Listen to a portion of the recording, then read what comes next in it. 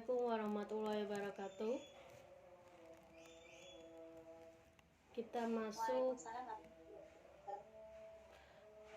Kita masuk ke materi terkait dengan pengambilan keputusan terkait dengan manajemen yang nantinya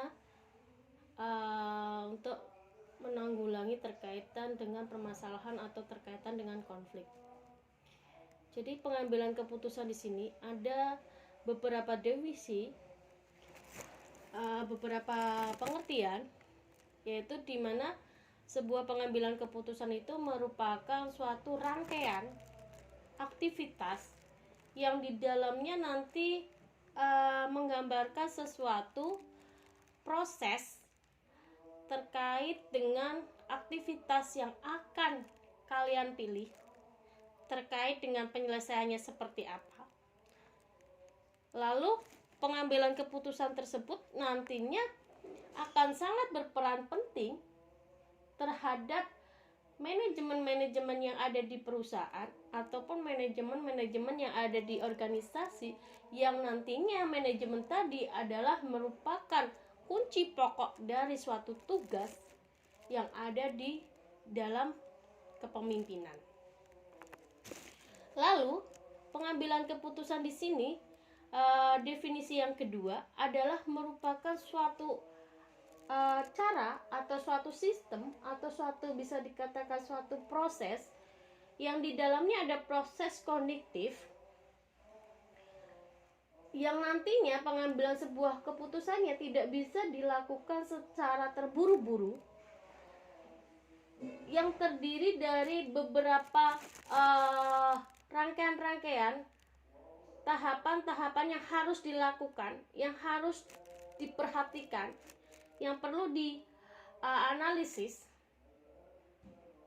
perlu butuh ketelitian pasti dalam kita menyelesaikan suatu permasalahan, dan juga dalam kita melakukan suatu tindakan supaya kita bisa menghasilkan sebuah keputusan yang tepat, keputusan yang baik, keputusan yang benar terkait dengan masalah-masalah yang akan kita hadapi di dalam perusahaan.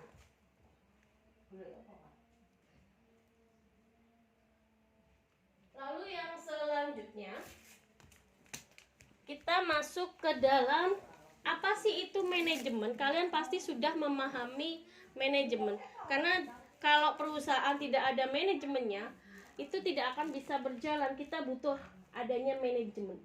Manajemen itu apa sih? Manajemen itu merupakan suatu sistem atau suatu cara di mana di dalam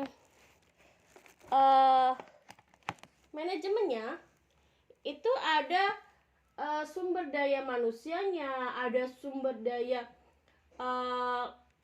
bahan bakunya dan lain sebagainya, supaya dari pendayagunaan itu bisa kita kelola dengan baik, terus kita bisa memanfaatkan dengan baik supaya bisa menghasilkan atau bisa mencapai sebuah tujuan yang ingin kita lakukan atau tujuan yang ingin kita raih.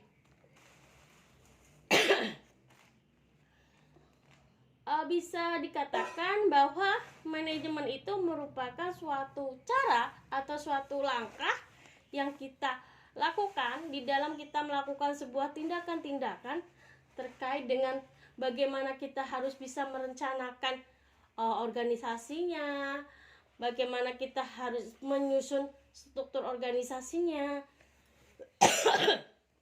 terus penggerakannya seperti apa, pengendaliannya kayak gimana, itu harus kita manage supaya apa yang kita manage itu bisa mencapai sasaran yang ingin kita raih, yang ingin kita tentukan melalui apa? Melalui pemanfaatan sumber daya manusianya dan sumber daya yang ada di dalam organisasi ataupun yang ada di perusahaan. Lalu konflik itu berasal kata configure, yaitu saling memukul Atau bisa dikatakan bahwa konflik itu sesuatu yang terjadi atau sesuatu masalah yang ada atau yang timbul di dalam organisasi, bisa dilakukan 2 orang atau lebih, yang nantinya akan mengakibatkan perpecahan, akan mengakibatkan perselisihan dan lain sebagainya. Tapi bukan berarti terus konflik akan menjadi buruk tuh tidak. Nggak selamanya konflik itu jelek, tidak. Banyak konflik yang berakibat bagus. Tergantung bagaimana manusia tersebut bisa mengambil suatu proses di dalam pengambilan sebuah keputusan. Nah, ini adalah sumber-sumber konflik. Sumber-sumber konflik itu bisa kita bagi secara konflik yang kita sebabkan, yaitu pertama ada faktor manusia.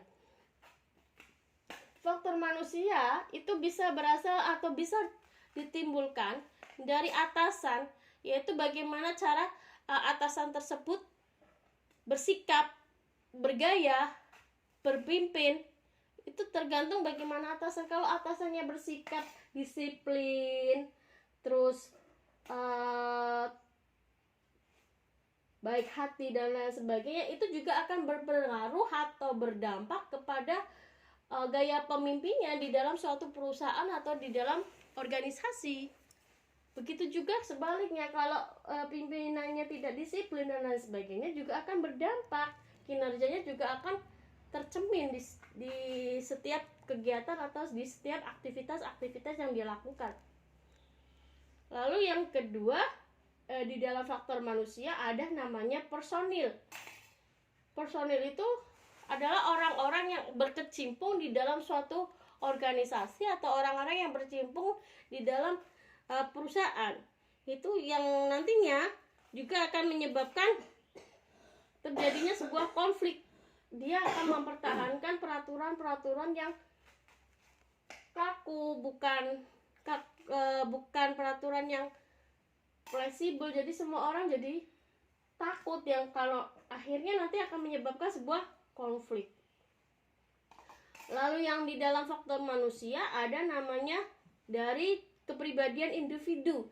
Sikap egoisme, temperamental, otoriter itu juga akan mempengaruhi di dalam konflik.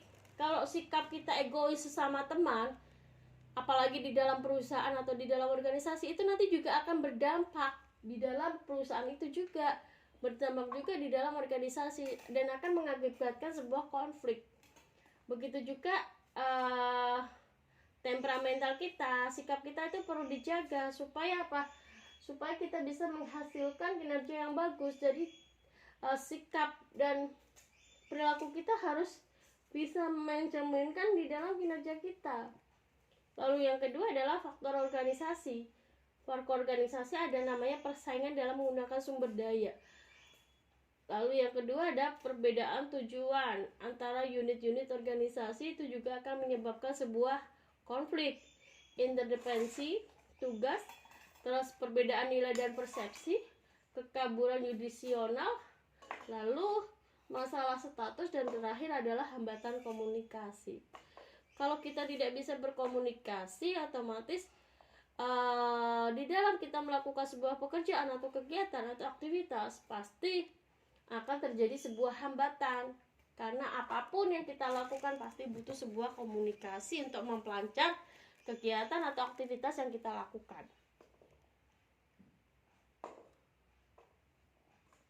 Lalu yang selanjutnya, sumber konflik berdasarkan sumbernya. Yang pertama ada konflik yang berkaitan dengan tujuan yang akan kita raih atau tujuan yang ingin kita laksanakan. Yang pertama terkait dengan konflik pendekatan-pendekatan, di mana konflik pendekatan itu butuh orang yang nantinya bisa melakukan pendekatan-pendekatan melalui pendekatan yang positif terkait dengan adanya suatu permasalahan, terkait dengan adanya suatu persoalan yang dilakukan di dalam perusahaan atau organisasi, baik itu persoalan satu atau lebih, supaya dengan kita menggunakan pendekatan tadi diharapkan bisa menghasilkan tujuan-tujuan yang ingin kita raih, tujuan yang ingin kita capai, saling terpisah satu sama yang lainnya. Lalu yang kedua adalah konflik pendekatan menghindari, di mana di dalam konflik pendekatan menghindari kita itu butuh seseorang yang nantinya bisa melakukan sebuah pendekatan yang berfokus mengatur terkait dengan tujuan yang ingin kita raih. Dengan apa? Dengan waktu yang sama, yang nantinya hasil tujuan yang kita raih tadi bisa mengandung nilai positif maupun nilai negatifnya. Lalu yang selanjutnya adalah konflik menghindari. Konflik menghindari di sini maksudnya adalah di mana kita itu butuh seseorang supaya bisa didorong untuk bisa menghindari persoalan atau menghindari permasalahan, baik dua atau lebih dari permasalahan tersebut yang sifatnya bersikap negatif, yang nantinya itu terpecah dari tujuan yang ingin kita raih, terpisah dari tujuan tersebut satu dengan yang lainnya. Lalu yang selanjutnya, sumber konflik yang kedua adalah terkait dengan karakteristik perorangan dan juga terkait dengan masalah struktur yang ada di dalam organisasi. Yang pertama adalah saling ketergantungan pekerjaan. Itu juga akan mengakibatkan sebuah konflik. Kalau kita tergantung sama pekerjaan, itu juga akan berakibat buruk, juga akan berakibat datangnya konflik atau permasalahan. Lalu ketergantungan pekerjaan satu arah, diferensi horizontal yang tinggi, ketergantungan pada sumber bersama yang langka, lalu perbedaan di dalam kriteria evaluasi dan sistem imbalan, pengambilan keputusan, keanekaragaman anggota, ketidaksesuaian status, dan lain sebagainya. Ini adalah merupakan konflik, di mana konflik yang tadi saya sebutkan itu merupakan konflik yang berasal dari karakteristik perorangan atau berasal dari masalah struktur yang ada di dalam internal organisasi atau yang ada di dalam organisasi. Nah ini, kenapa bisa terjadi konflik? Nggak mungkin konflik itu bisa terjadi kalau tidak ada sebab muasababnya. Kita cari dulu apa sih sebab-sebabnya sehingga bisa terjadi adanya konflik. Yang pertama yaitu mengidentifikasi proses terjadinya. Kita harus tahu kenapa itu konflik bisa terjadi, prosesnya seperti itu, prosesnya seperti apa. Yang pertama kita lihat peristiwa sehari-harinya kayak gimana. Timbulnya konflik itu bisa kita lihat, bisa kita telaah di dalam peristiwa sehari-harinya kayak gimana. Sehingga konflik itu muncul, konflik itu datang. Lalu yang kedua ada tantangan. Lalu yang ketiga adalah timbulnya pertentangan, timbulnya perdebatan, yang sehingga dengan adanya timbulnya perdebatan atau pertentangan itu akan mengakibatkan sebuah konflik. Lalu yang selanjutnya sebab-sebab konflik, perebutan tenaga kerja ahli yang profesional. Di sini maksudnya perebutan tenaga ahli kerja yang profesional yaitu di dalam suatu perusahaan atau yang ada di dalam organisasi itu harus memiliki tenaga-tenaga yang berkualitas, tenaga-tenaga yang profesional. Itu perlu kita lakukan, itu perlu kita ambil. Kita perlu menarik sebuah sumber daya manusia yang berasal dari organisasi atau yang berasal dari perusahaan lain supaya bisa perusahaan kita, organisasi kita bisa berkembang.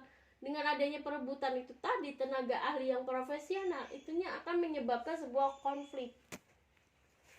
Lalu yang ketiga yaitu terkait dengan keinginan pihak top manajemen yang di sini terlalu ambisius dan juga mengandung maksud tertentu. Maksudnya apa?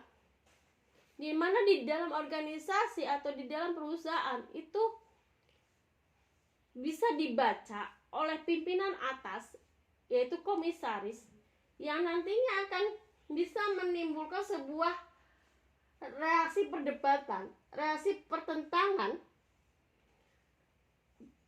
terkait adanya konflik, terkait adanya masalah antara manajemen dan komisaris tersebut. Itu juga terjadinya adanya timbul konflik. Lalu yang terakhir adalah konflik itu terjadi karena adanya kondisi yang ada di dalam situasi eksternal perusahaan yang dimana dianggap tidak sesisi representatif dalam rangka membuat perusahaan atau memberikan kenyamanan pada perusahaan, yang sehingga akan mengakibatkan sebuah konflik itu akan muncul. Lalu yang selanjutnya adalah sebab-sebab konflik. Di sini bisa dilihat sebab-sebab konflik itu yang pertama ada komunikasi.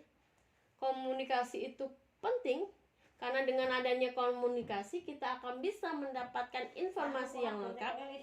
Tapi kalau komunikasi tidak lengkap itu akan menyebabkan konflik itu terjadi.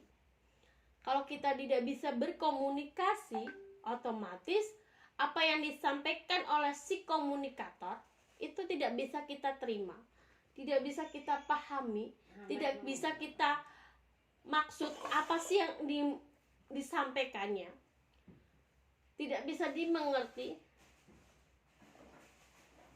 Lalu dengan tidak punya komunikasi, tidak ada komunikasi, gaya individu seorang manajer juga tidak akan bisa konsisten. Karena komunikasi yang baik itu harus ucapannya itu harus konsisten, tidak boleh tidak konsisten. Lalu yang selanjutnya ada namanya struktur. Struktur itu ada di dalam struktur organisasi. Yang menyebabkan konflik itu terkait dengan perebutan kekuasaan atau perebutan kepentingan, perebutan jabatan, persaingan, terkait dengan sumber dayanya, terkait dengan ketergantungan antar kelompok dan lain sebagainya. Itu juga bisa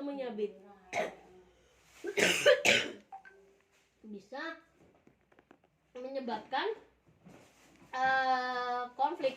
Lalu pribadi itu diri sendiri itu terkait dengan emosi, terkait dengan pendapat, salah pendapat, persepsi atau nilai-nilai itu juga akan menyebabkan perpecahan. Lalu ada namanya budaya organisasi dan konflik.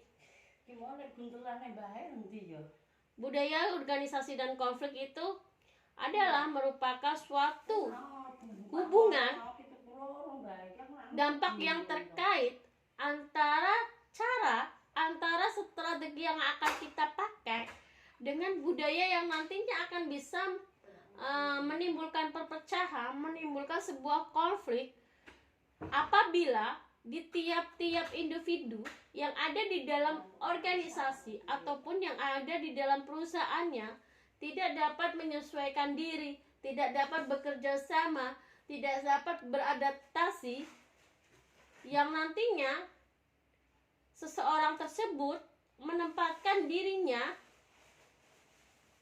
karena mementingkan posisinya dan juga mementingkan kelompoknya atau mementingkan golongannya.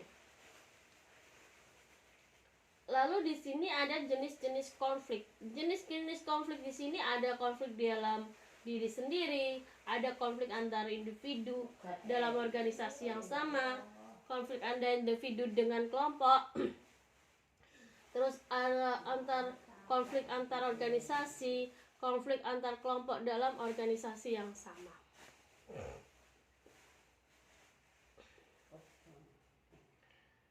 Jenis konflik. Konflik bisa dilihat dari fungsinya.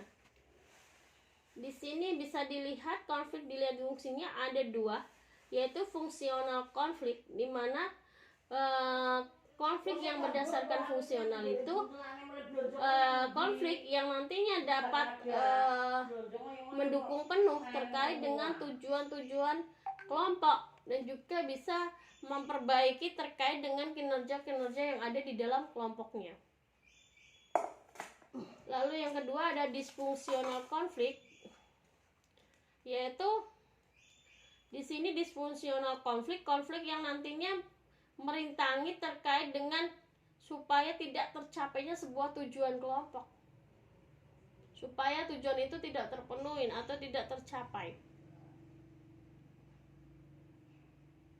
Nah, ini kepemimpinan dan konflik. Di dalam perusahaan atau di dalam organisasi itu butuh seorang pemimpin yang nantinya pemimpin tadi harus memiliki konsep di dalam melakukan sebuah manajemen konflik. Karena apa? Karena bisa berpengaruh, bisa berdampak besar terkait dengan timbulnya adanya konflik atau timbulnya adanya perpecahan. Atau bisa jadi dengan pemimpin yang memiliki konsep di dalam manajemen konflik, dia akan bisa lebih baik, lebih cepat menyelesaikan sebuah konflik itu. Jadi antara pemimpin dengan konflik itu ada hubungan yang sangat kuat, ada hubungan yang sangat positif. Karena kepemimpinan seorang pemimpin itu sangat berpengaruh, sangat mempengaruhi terkait bagaimana dia bisa menyelesaikan sebuah permasalahan, bisa menyelesaikan sebuah konflik, baik itu membawa konflik ke arah yang positif atau ke arah yang negatif.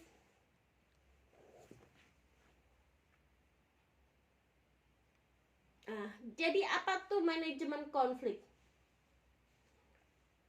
Manajemen konflik adalah suatu cara atau tahapan-tahapan yang perlu kita lakukan terkait dengan adanya pihak ketiga yang nantinya bisa melakukan sebuah pengarahan terkait dengan penyelesaian supaya terjadi hasil-hasil yang ingin diraih, atau bisa jadi tidak mungkin bisa menghasilkan suatu akhir penyelesaian dari permasalahan tersebut.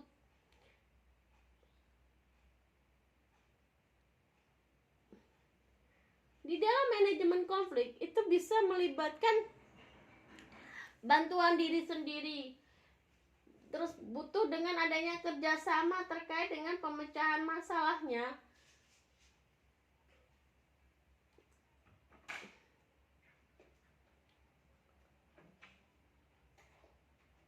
Dia butuh suatu pendekatan, dia butuh suatu cara yang nantinya berfokus, berorientasi terkait dengan bagaimana cara proses melakukan sebuah manajemen konflik tersebut, yang nantinya bisa menuju terkait dengan bagaimana pola komunikasinya, termasuk perilaku para pelakunya, bagaimana mereka bisa mempengaruhi terkait kepentingan dan juga penafsiran terkait dengan konfliknya.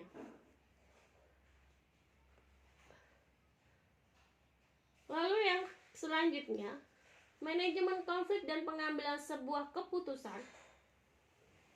Jadi kita salah dalam kita mengambil keputusan itu bisa mengakibatkan sebuah konflik atau perpecahan di dalam organisasi atau di dalam perusahaan.